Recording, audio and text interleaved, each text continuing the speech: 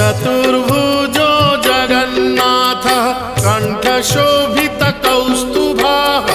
पद्मनाभो देवगर्भश्चन्द्रसूर्यविलोकनः